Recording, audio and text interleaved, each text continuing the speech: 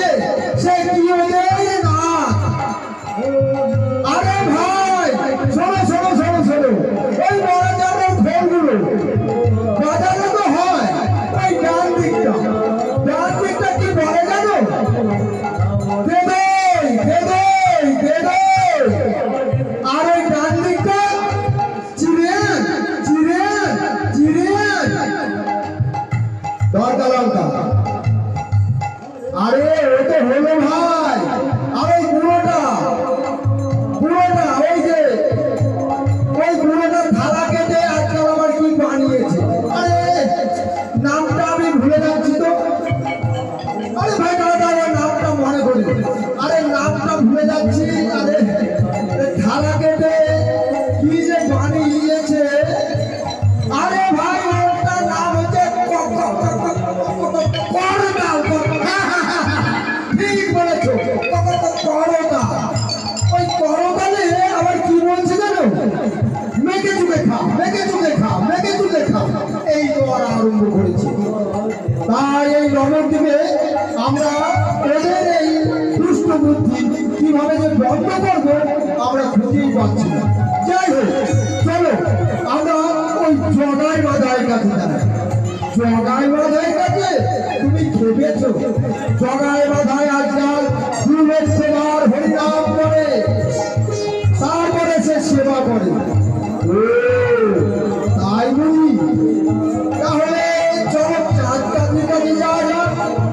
চাঁদ কাজের কাছে সেও আজকাল 1 লক্ষ বার হরিনাম করে, তারপরে সে সেবা করে।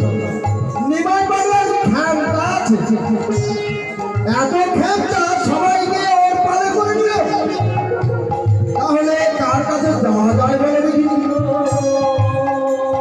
কার কাছে যাওয়া যায়? আরে একটা নাম মনে এসেছে, দাঁড়াও দাঁড়াও দাঁড়াও দাঁড়াও, মনে করি নামটা মহাজ্ঞানী, মহাশক্তিশালী, মহাপণ্ডিত। আরে মহা করে তো পাগল করে দিচ্ছ, নামটা বলো। আরে দাঁড়াও ভাইয়া, মহাজ্ঞানী, মহাপণ্ডিত, মহাশক্তিশালী তান্ত্রিক চাপাল বাবা ঠাকুর, যাকে আমরা চাপাল নামে চিনি।